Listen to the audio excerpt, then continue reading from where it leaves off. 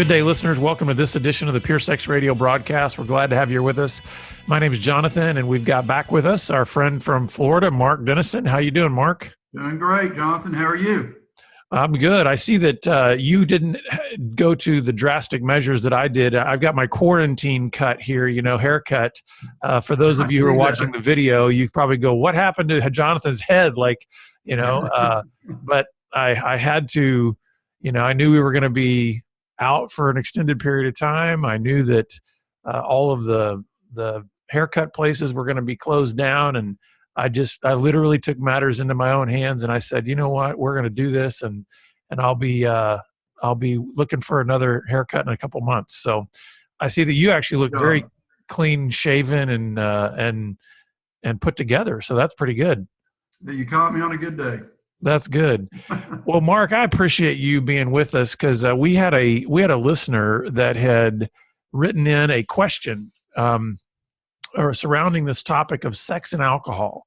And, I realized looking back through our archives in our radio program, we'd never specifically really addressed these two together. We've talked before on our program and in our ministry before about what we might call dual addictions. Roughly, at least statistically, it's around 80% of those who have a sexual addiction tend to also have what we call a dual addiction. They have more than one substance or behavior that they're addicted to. And typically what we've seen in our ministry over the years is a lot of that is an alcohol and sex mix of some kind. But this listener was wanting us to really address this connection between sex and alcohol and talking about it in terms of seeing this person has seen in their own marriage and their relationship kind of the downside of how it's blocked intimacy. There seems to be lost desires. It's like, and in some cases, it's almost like sex, as this person said, becomes the third, or alcohol becomes the third person in the relationship. And so this person is really wanting us to address like, man, there's something here that's going on when you mix alcohol and sex that's having some kind of detrimental aspect to not only this individual, but also to the relationship. So I wanted to just pose that there. Let's dive in wherever you want to start kind of attacking this. I'd love to hear your thoughts on the subject. Oh yeah, good. Absolutely. Well, first, just my own observation in recovery. As I've discussed before, part of what I do for my own recovery is to attend 12-step groups, and I'm in 2 groups a week. I've been doing that for going on 7 years now. So you do the math, that's 100 meetings a year, so 600 or 700 meetings. And just observing the other guys as they check in, as they share, as they tell their story, when people ask me what percentage of the guys that you see in SA or SAA or some other group that's tied to sex addiction, what percentage of them are also alcoholics? And not just saying that they drink, but are actually alcoholics. My own observation is it's about 60%. And as a part of my training with the Masters in Addiction Recovery through Liberty University, I was required to attend 6 AA meetings and just kind of went as a recovering addict to open meetings. And I went to large groups where there were 50 to 75 alcoholics in the room.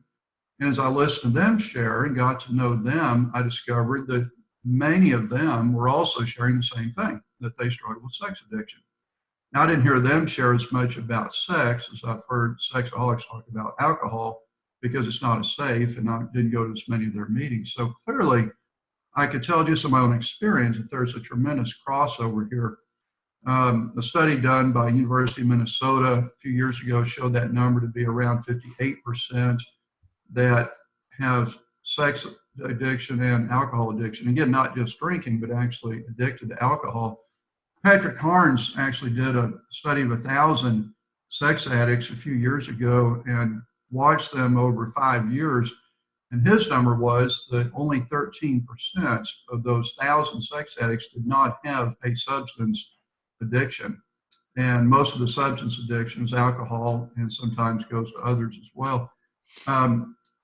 One of the really interesting things to me that shows that there's a real danger of the two locking together is that we hear the number often from AA groups that about 10% of men and women who ever drink alcohol become alcoholics, not by choice, it's a chemical disposition.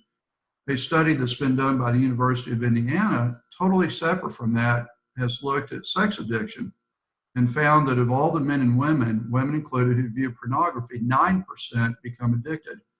And so there's something about this dopamine rush in the pleasure center of the brain that is triggered by either one of these chemicals. They both become chemicals that drive us to the same response. And so it's very natural that we would go from one to the other. A couple of terms I want to throw out. One is the co-addict, the other is crossover, because there's a real difference. There's a lot of co-addicts that are in that group you talked about, the 80%, whatever that number is, that have dual addictions. They're addicted to two things at the same time. And again, the most prominent of those for sex addicts is alcohol. But then there's also what is known as crossover addiction. Co-addiction means that I have two addictions at the same time. Crossover means I trade one for the other. Mm-hmm. And we can talk about that in a moment, about why we do that and why someone might bounce back and forth from pornography to alcohol.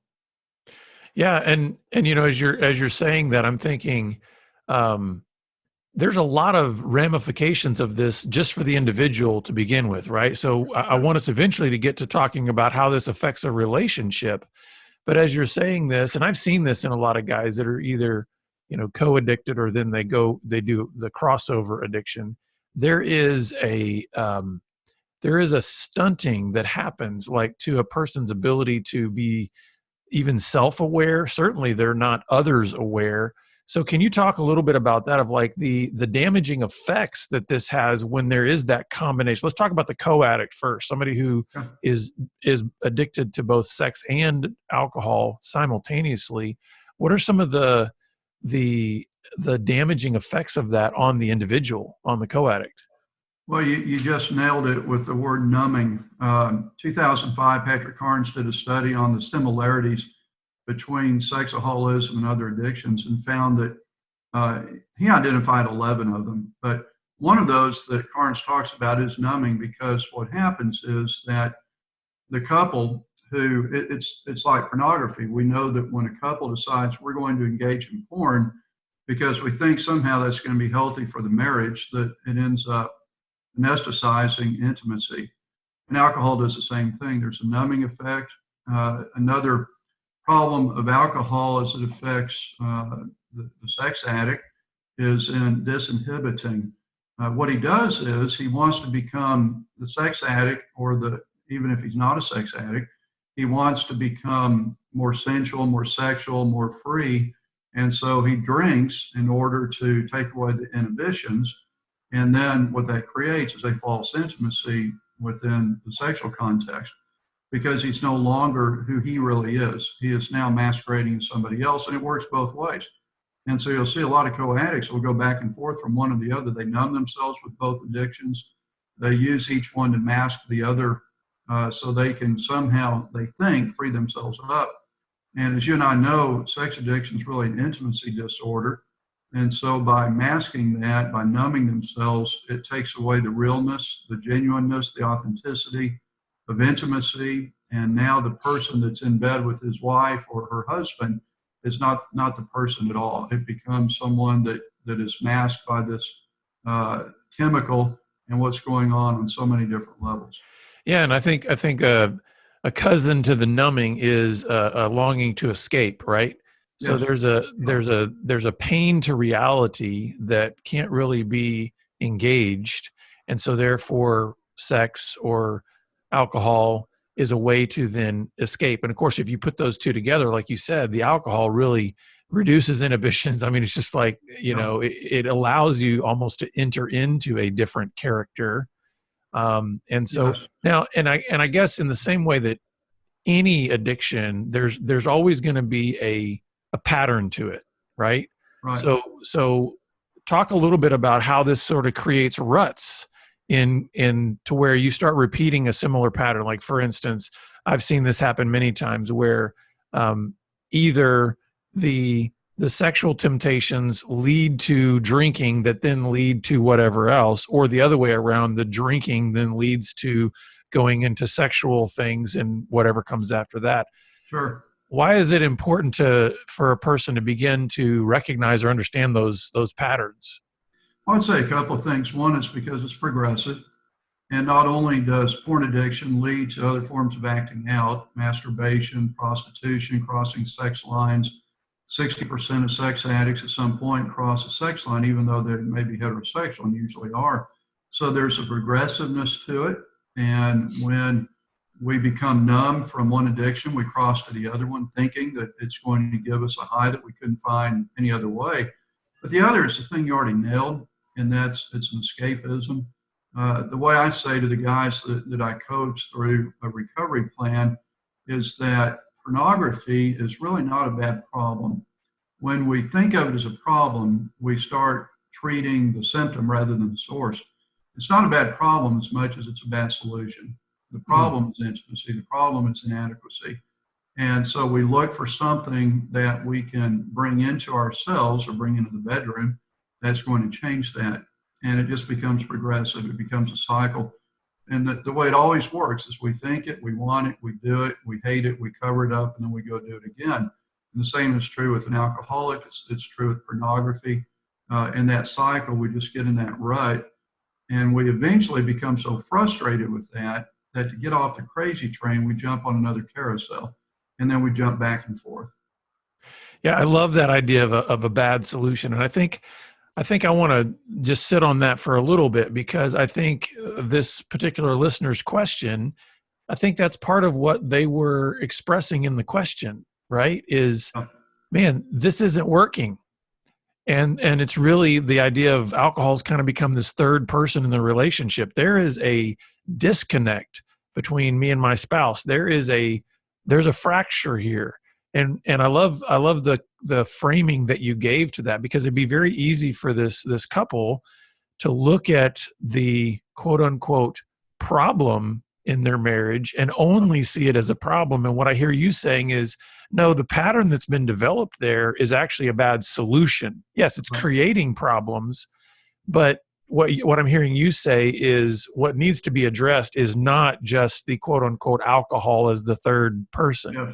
Yeah. The alcohol isn't the problem. There's something deeper than that. The alcohol is a bad solution. So can you say a little bit more about that, Sure. especially how it manifests in a relationship? Yeah, the question that the person needs to ask is not, why am I struggling with alcohol, but where did this come from? How did it get into my room? And the answer for the alcoholic, and this is true in 12-step groups, you see it all the time from one group to the next, and it really doesn't matter. It's why if I travel, I can go to an AA group and fit right in. There are three things that are normally at the root of this. One is isolation, another is trauma, the third is abuse. And so when an individual has been traumatized by anything, and many times it happened before they were even born, something that happened with their parents, something they're not aware of, a generational issue, something when they were a preschooler, something they were exposed to, they have to numb themselves in order to cope. It's a coping mechanism. So there's an abuse, there's trauma, there's isolation. And as they begin to cope, however they do, it really doesn't matter if it's alcohol or pornography or gambling or overeating or any of the other 166 addictions that you can find in books. It's dealing, the key is to deal with that underlying trauma, the abuse, the isolation's causing it. And until we do that, the person's going to be married to their addiction rather than their spouse. Yeah. So let's talk a little bit about crossover. We've talked a little bit about co-addict, but what does this idea of crossover look like, and how does that maybe manifest in this combination of alcohol and sex? Well, what will happen is that the person who's struggling with one, they'll stay and usually focus on one or the other. There's always a primary and a secondary. They're never equal. And so the person who starts out with alcohol as a primary addiction, when gets to a point where he is just losing his mind, he can't function, he starts looking for something else. He crosses over to pornography. It's a natural substitute. And he can't live with himself in the alcohol. He's not productive at work. He can't drive. He can't think. So he naturally transitions. which is very easy to do in a time as you and I are having this discussion with the coronavirus. Porn sites are just off the chart with people watching because of so many things are going on. They've got downtime, they've got accessibility. And so they shift from one to the other. So they move over to the pornography, and they do that as long as they can. That numbs them, that gives them a sense of release, and it masks. And then there comes a time when there's either one of two things happens. Either the guilt becomes too much, or the reward is not as high as they want it to be. So then they bounce back. And occasionally you will find the person that in a drunken stupor, he finds the ability to just loosen up and now look at porn that he otherwise would not do, or vice versa, the co-addict. But usually it's the crossovers the problem. They're just searching for something until they find it. And they normally will find them. They don't live in one forever. They'll bounce for a month over here, a week over here, a week over here, and they just keep bouncing back until they land on something that they feel like fulfills them. And of course, nothing ever does. And so it just becomes a relentless, never-ending, to use your word, rut. And they keep digging and digging until the crisis happens. And if that crisis doesn't happen, then something tragic often does. Now, before we move to try to help our listeners have some hope and maybe some solutions and ways to move away from this unhealthy pattern, is there anything else you'd like to say about just some of either the damaging effects or anything else about just kind of the situation of alcohol and sex being combined and kind of the danger it produces? Yeah, one thought comes to mind, and that is that with both of these, what the person does when they begin to engage beyond their moral code, their comfort level that says this is okay, when they're into that territory that says this doesn't feel right, there's a temptation with alcohol and sex to do three things. And at the risk of sounding like a three-point sermon, it's to minimize, rationalize, and compartmentalize. That first level is when we start minimizing. It's just one drink, or it's two drinks, or it's three or four drinks, or it's not just in the evening, also in the morning. It's just a little bit of porn. I'm not hurting anybody. It's just a little. We minimize, we rationalize that it's okay, it's not hurting anyone, and then we compartmentalize. And when we get to that area of compartmentalization, we're really in trouble. And that's what all addicts are really good at. We compartmentalize life. We do marriage over here, we do business, we do church, we do God, and then we do our addiction. And we think, well, our addiction's only using up 5% of our time, so how bad can it really be? And we've got to recognize those same compartmentalization tactics are being taken with either one of these addictions. And so whether it's a co-addiction or crossover addiction, we've got to recognize that for what it is, because the compartmentalization means that we're never present, because our mind is always someplace else. We're chopping up life, meaning we're never all in any place. And so we really have got to get help for that. Well, and one of the other things that's super dangerous about that compartmentalization thinking is it's kind of akin to saying, having a full glass of water here and saying, but there's only 2 drops of cyanide in it. Yeah. So what negative effect could that have on the rest of the glass of water, right? And it's that idea of not realizing what you think is a small thing is infecting and infesting the rest of your life. Well, so, especially for a sex addict as myself, because there's something within me that is already wired for that. I for me personally, I made the decision a long time ago to never touch alcohol, because not just because of a moral position on it, religious position, but just from a very fundamental perspective. I know who I am, and I know that it's very likely I'll be in that 10% that is just triggered. And I'm going to go off the rails, because it just takes a little bit for an addict. And so for a guy who's hooked on pornography or sex addiction or alcohol, they really need to be aware of the fact that didn't just happen. It's not just a roll of the dice. There's something in our past, because again, it's a solution, not a problem. And that same problem will manifest itself in so many other ways. I know that the guy next door can drink a glass of wine, probably be fine. I do it. We could be looking at serious problems. So it's real important for me to understand that I just cannot take that risk because of the damage that can do to me and what that can do to my relationships. So let's talk about some hope in the last little bit of time that we have here. What hope can we give to those couples and those individuals that are out there that are saying, I'm in this cycle. This is my pattern. I have totally married sex and alcohol in a way that is not healthy. It's not good. It's destroying me. It's destroying my relationships. What would you offer to those individuals in terms, or in those couples even, Yeah. of point them towards some hope? What are some solutions rather than the bad solutions? Like, what are some good solutions to the problem? Well, the first thing I would tell them is make sure that you identify the source, the trauma, the isolation, the abuse, and sometimes that requires years of therapy. But the family systems, the issues that are in our past have got to be identified. We have to deal with that. And many times that means seeking experts in the field. Beyond that, I always point people to the biblical model of John chapter 5. There was a man who had been sick for 38 years. And this guy, man, he was just really in a bad way. He needed to be well. He knew he needed to be well, but he just wasn't. And he was so desperate that he drug himself out to this pool of water, thinking maybe if I could just get in that water, I'll be well. And there were four things that had to happen for him to bring hope. And the same four apply to the person who struggles with sex, alcohol, or both. First, he had to be desperate. Jesus said to this man, do you want to be well? In the original text, he was saying, are you desperate? Do you really want it? Do you want it bad enough?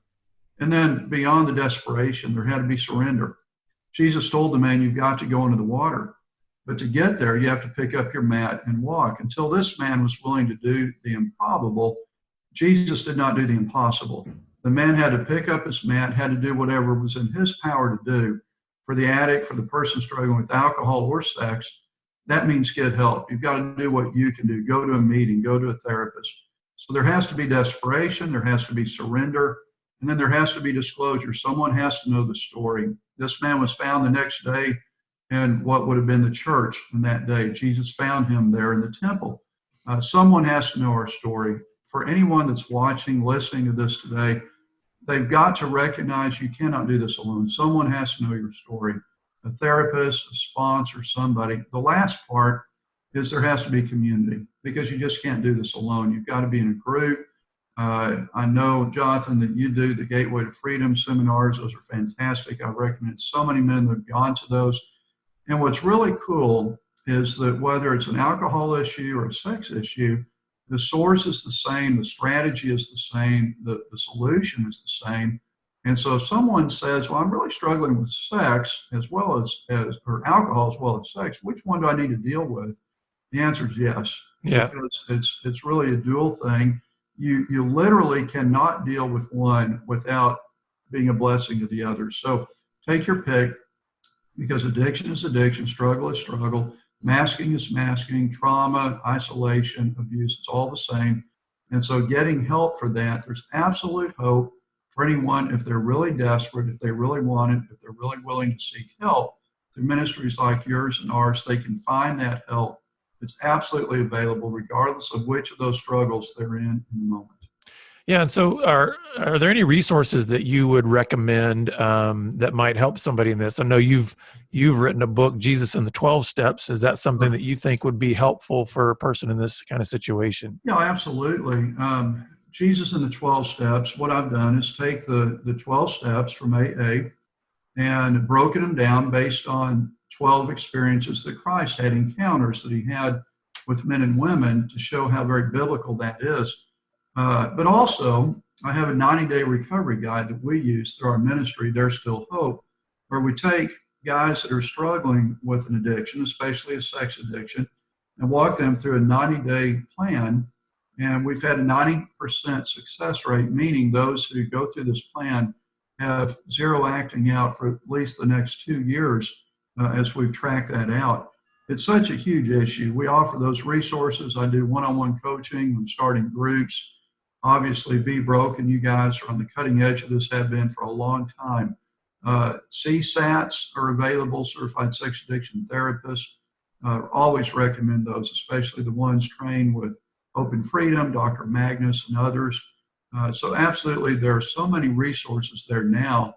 that when you got into this industry, into this ministry, just did not exist. And you felt so many of us come along with this. So they can reach out to us at there'sstillhope.org, and we can certainly help or at least point them to others who can as well.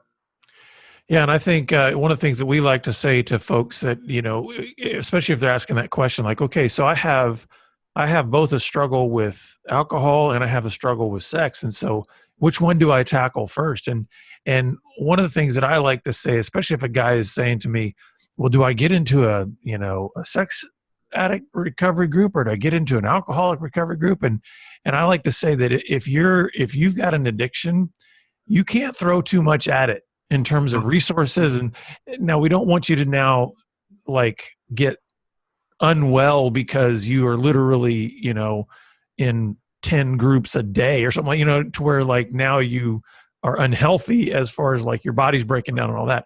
But I like to say, get in community. You just need to get in community. And I like what you said earlier. A lot of times there's a primary and a secondary, right? One feeds the other. So sometimes I'll say when we might discover what the primary is, okay, if it's sex, yeah, let's get you into a sex addict recovery group and go from there. Like you said, the underlying principles of the source of the problems are always going to be so similar. So we don't need to quibble over like, well, do you get in this group or do you get in that group? You're like, yes, get in a group, The only thing I would add to that is if someone's really not sure on that, I always point them toward the sex group first. And the reason for that is that if you walk into an AA group and you start bringing up the fact that you struggle with sex issues, there's going to be people in the room that are going to look at you like, really? I mean, that's not what we're here for. Sorry about that. And that's kind of a new thing for many of them. Whereas if you go to an S group and you bring up alcohol as part of your past, everyone expects it. It's mainstream. There's no embarrassment there. It's not hard to talk about. It's a lot harder in an AA group to talk about a sex problem than it is in a sex group to talk about an alcohol problem. I almost feel like I don't fit in because I'm not a drinker. I'm not an alcoholic. When I go to meetings and I sponsor guys, that they don't even know about our ministry. And as I'm sponsoring them, most of the guys I sponsor are alcoholics also. And obviously I don't lie to them. But when they get to know me, sometimes they become a little surprised that I'm not an alcoholic just because so many people are. So it's always a safe landing place. Yeah, that's a good point. Well, Mark, I appreciate your time and your input on this. And we really hope that this is going to be helpful, not only to this listener that had the question, but also to the rest of our listeners. Because like you said, this is a huge problem. There's, 50, 60% or more of the folks that are in the sexual addiction recovery community are going to find this applicable because this is what they're struggling with. So thanks for your time and for being with us today. Jonathan, the last thing I want to leave with those that are watching is another great resource that I know you're very familiar with is SILS, S-I-L-S, Sexual Integrity Leadership Summit, which as of now is scheduled for September, and really encourage people to check that out. A lot of resources there as well. Yeah, it's a great place to get trained on how to understand and apply God's design for sex. And certainly that can even apply to these issues as well.